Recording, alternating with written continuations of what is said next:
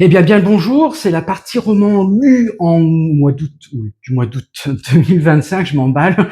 Nous allons voir assassinat, histoire, témoignage, donc toujours dans l'histoire également, et nous allons voir aussi Les âmes féroces, qui est un roman magnifique.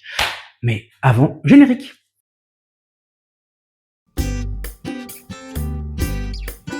Donc le premier roman témoignage, j'allais dire, c'est Philippe Labro. Donc je rends hommage à Philippe Labro qui est décédé, journaliste, animateur, directeur de radio, éditorialiste. Bon, voilà, il a eu plein de casquettes. Et donc il avait écrit il y a quelques années, on a tiré sur le président. Cette fameuse phrase est tirée donc un adolescent qui s'approche vers ce jeune journaliste qui était déjà en interview dans une université pas très loin de Washington, qui est Philippe Labro, et il n'entendait pas, mais il entendait et puis tout d'un coup, le gamin en arrivant, l'adolescent, on dit voilà, on a tiré sur le président, là il y a tout un gros bas de combat. Alors ça nous raconte Philippe Labro, jeune journaliste, donc qui a fait ses études aux États-Unis et qui est resté, qui travaillait pour les 5 colonnes à la une à la télé, qui travaillait aussi pour François, donc un journal à l'époque qui était très connu.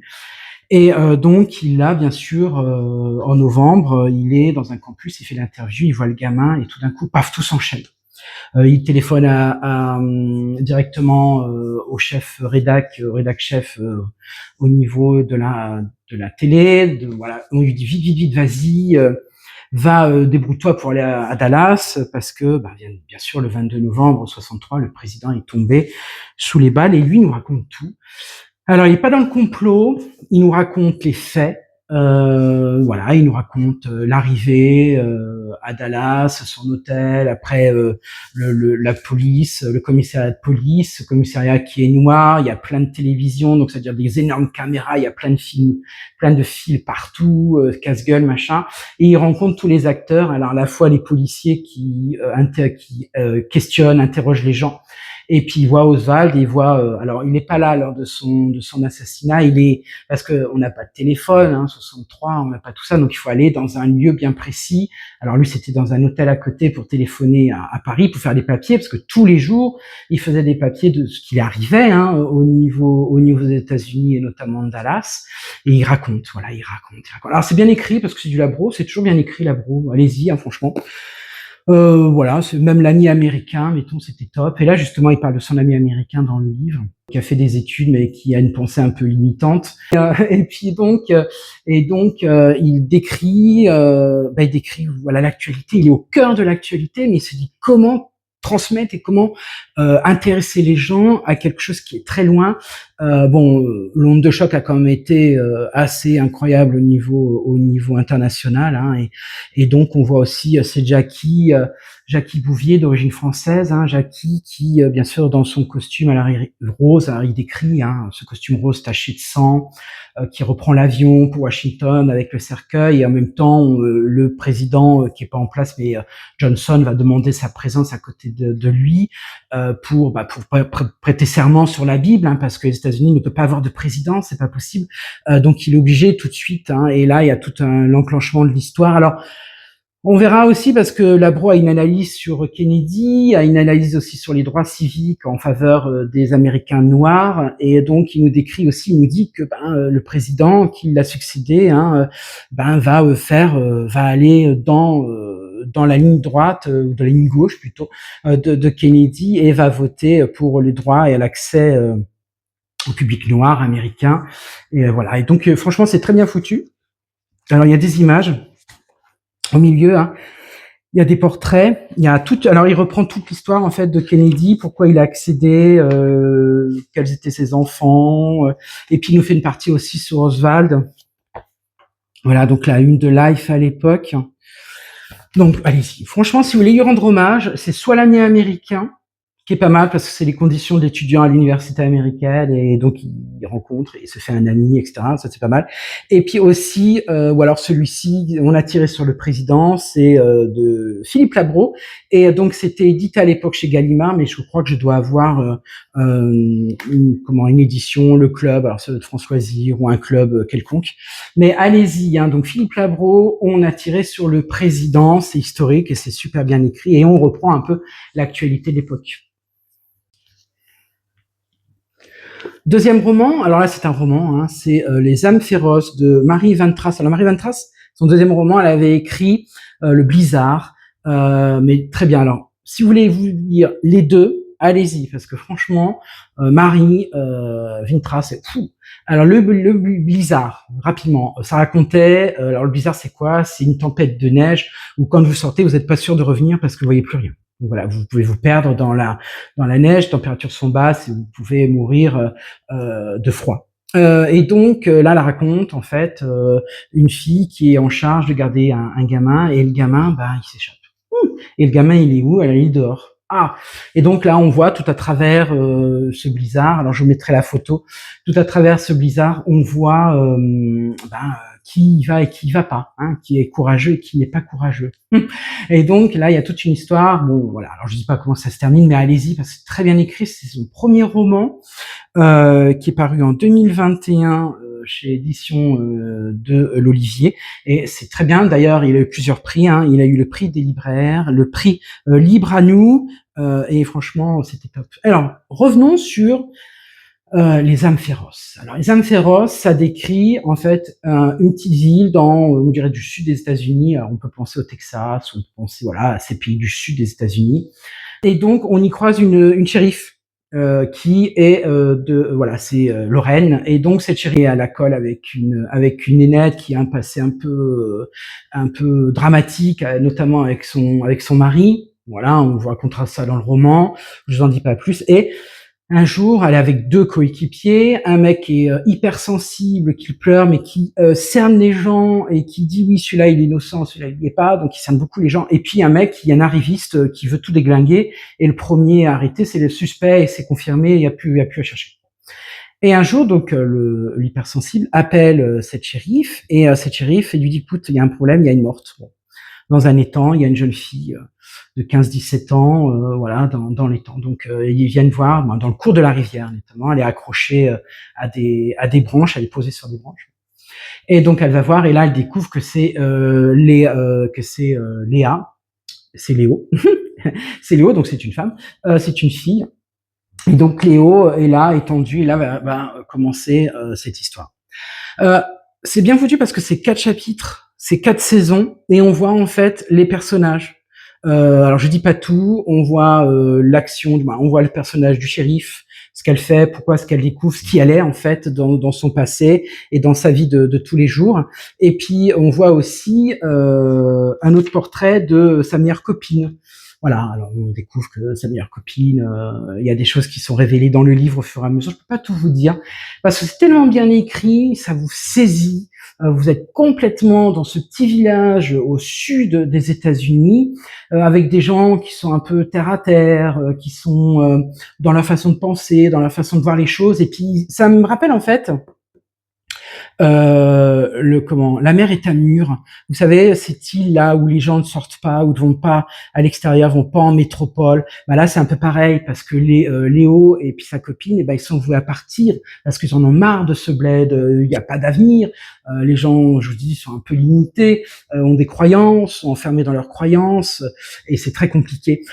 Alors allez-y, hein, c'est chez Édition de l'Olivier, c'est Les âmes féroces, c'est Marie Van Trass, c'est super sympa, c'est bien écrit, c'est clair, c'est 4 chapitres, vous rentrez complètement dans la vie des personnages. En fait, ça devient aussi vos interlocuteurs d'un moment, quand vous êtes sur un canapé, sur la terrasse ou dans votre lit.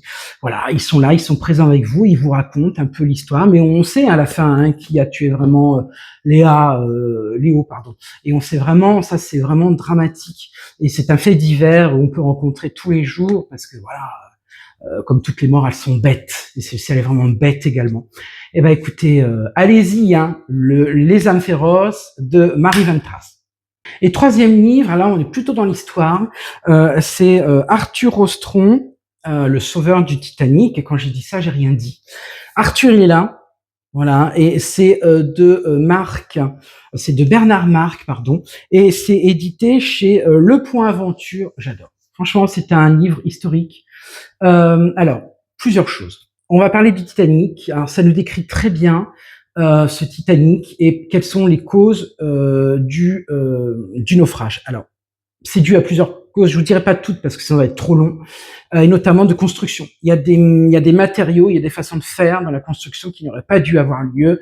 On voulait innover, mais en fait, ils se sont plantés. Et puis, on a ce fameux Arthur Rostron, une cinquantaine d'années, expert dans la navigation, qui est dans la compagnie opposée à celle du Titanic, à Star Alliance, et donc lui, il conduit le RMS Carpathia.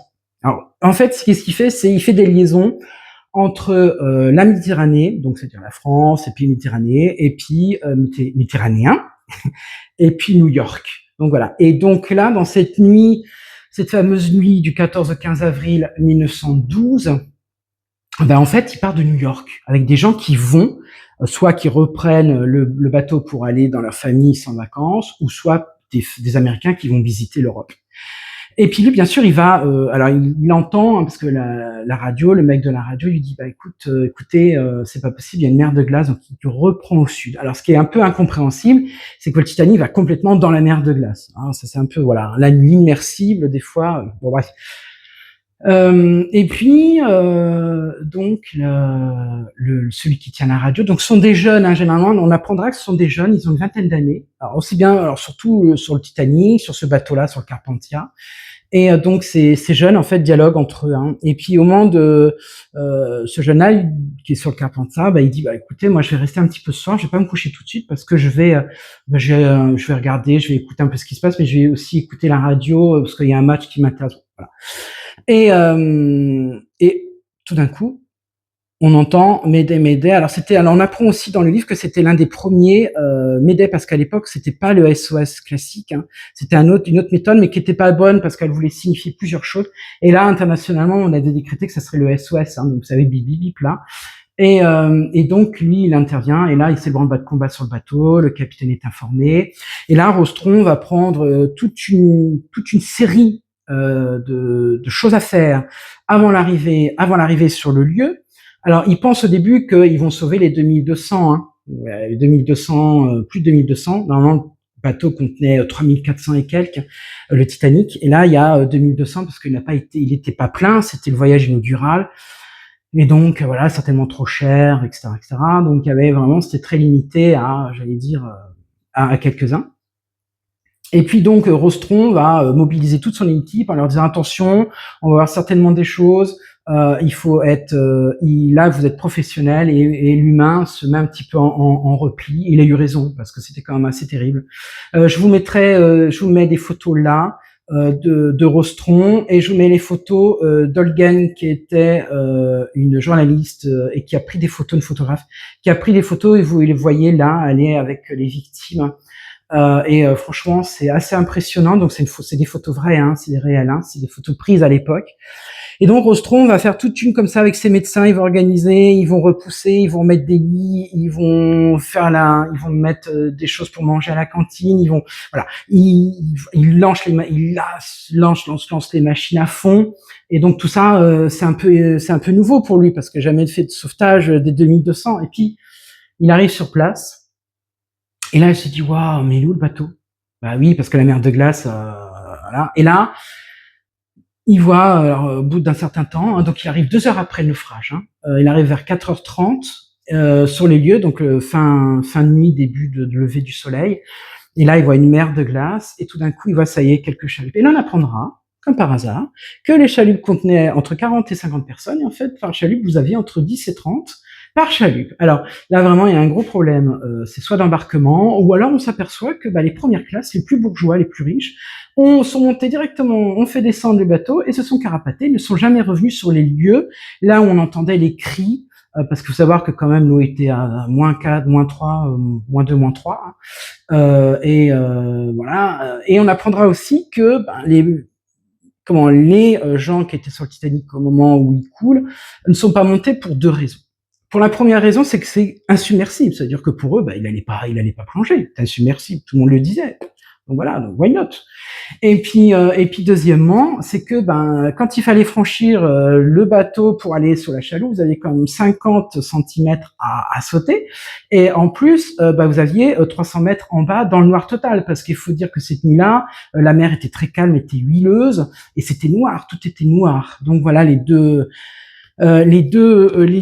inconvénients qui ont fait que les gens ne sont pas descendus. Alors euh, l'écrivain, donc Bernard Marx, qui a lu manifestement les rapports de la commission d'enquête sénatoriale américaine qui a eu lieu le 30 avril 2012, donc soit 15 jours après, 3 semaines après les faits. Et là, il s'est vraiment appuyé. Il a mis en honneur alors ce rostron, cet Arthur, c'est votre ami en fait, parce que c'est quelqu'un de bienveillant, de technique, qui, au bout de tant d'années de navigation, sait ce qu'il faut faire. Et là, il est devant un événement historique majeur, quoi. C'est la perte du Titanic avec 2200 personnes. Voilà. Et donc, il va sauver 705 personnes. Et là, il nous décrit tout. Il nous décrit. Alors, c'est pas lui qui parle, c'est l'écrit, c'est bien sûr Bernard Marx, mais il décrit tout. Et c'est pas chiant. Ceux qui adorent les Titanic comprendront certaines choses. Et voilà, et on voit à travers. Alors, il a eu plusieurs récompenses. Arthur Rostron a eu plusieurs récompenses quand même quand on sauve 705. Arthur et son équipage, il faut pas oublier l'équipage derrière. Ils ont tous été présents, ils ont tous agi en tant que professionnels, même si bien sûr, dans leur cœur, voilà, c'est complètement, c'est compliqué de voir des femmes en robe de chambre qui ont passé toute la nuit dans une température de moins et quelques, sur une barque, ne sachant pas où aller, en dérivant. Bon. Voilà, et on s'aperçoit aussi qu'il y a plusieurs hauts gradés du Titanic qui étaient sur les petits bateaux. Alors non pas qu'ils se sont carapatés, parce que en fait la chose veut que quand on prend une chaloupe, c'est la personne, un dirigeant du bateau principal, donc c'est-à-dire là le Titanic, qui est chargé de conduire la chaloupe. Donc voilà. Et là il y a des témoignages vraiment poignants. Moi j'ai beaucoup aimé, franchement. On apprend beaucoup de choses. On apprend notamment ce mec là, de première classe là, qui veut sauver sa femme, donc il met sa femme dans la chaloupe et puis lui il saute et puis il leur donne de descendre et puis il reviendra pas sur les lieux pour récupérer 2 ou 3 parce que ils sont encore dans l'eau, qu'ils sont en train de mourir de froid, parce que monsieur avait décidé que de toute façon il n'irait pas et il a payé. Alors même s'il a démenti, mais ce qui voilà, je pense qu'après il a eu des remords et d'ailleurs il a plus rien fait après. Il a été en retraite et donc il a démenti avoir payé les gens à bord de la chaloupe pour pas repartir, pour reprendre, pour pas ne reprendre les victimes sur les lieux qui étaient en train de mourir et de crier de froid et d'effroi. C'est vraiment terrible, franchement. Mais allez-y parce que ça c'est source de témoignages. Je pense que c'est le seul qui a réussi parce que le bateau était pas très loin. Les autres bateaux qui étaient sur la zone étaient un petit peu plus loin, donc on n'aurait pas pu remonter ou aurait remonté mais trop tard. Et là, lui, il était au bon moment, sur le bon lieu, quoi. Voilà. Donc c'est Arthur Rostron, le sauveur du Titanic. C'est un inédit et c'est chez Point Aventure et c'est de Bernard Marx. Allez-y, c'est un témoignage historique important et qui va révolutionner les lois sur la sécurité, notamment dans la navigation, à la fois touristique et marchande. Et merci beaucoup de m'avoir suivi sur ces 3 romans. Allez-y, franchement, c'est que du bonheur. Vous allez apprendre beaucoup de choses, vous allez apprendre énormément. Et moi, je vous dis à très bientôt. N'hésitez pas à liker, à aimer donc cette vidéo et aussi à m'envoyer des petits messages et surtout à vous abonner, c'est très très important. Écoutez, bonne lecture, bonne fin du mois d'août, bonne rentrée à tous et ceux qui partent en septembre, bonnes vacances et je vous dis à très bientôt.